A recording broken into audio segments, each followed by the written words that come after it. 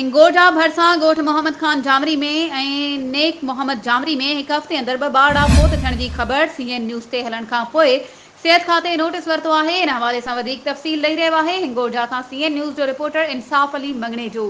जी इंसाफ़, छा तफ़सील आहिनि? हाँ जी बिल्कुल, मां तव्हांखे ॿुधाईंदो हलां त हिंगोजा भरिसां खान मोहम्मद जामरी ऐं नेक मोहम्मद जामरी में हिकु हफ़्ते अंदरि ॿ ॿार फौत थी विया हुआ, जंहिंजूं ख़बरूं सोशल मीडिया ते हलायूं वयूं। उनजो सिहत खाते फौरी तौर ते नोटिस वरितो आहे।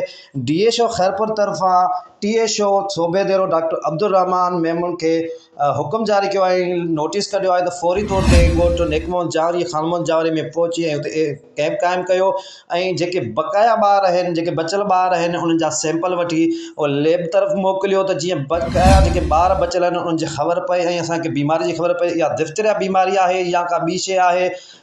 TSO डॉक्टर अब्दुल रहमान ॿुधायो त सभिनी ॿारनि जा असां सैंपल वरिता आहिनि, जिन जो रिज़ल्ट तमामु जल्द शो कयो वेंदो।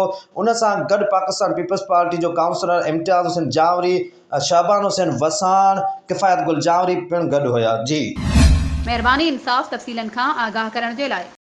वधीक ख़बरुनि ऐं अपडेट्स जे लाइ असांजे चैनल खे सब्सक्राइब कयो ऐं हा, बेल आइकन खे प्रेस करणु न विसारिजो त जीअं असांजी हर नई अचण वारी वीडियो तव्हां ताईं पहुची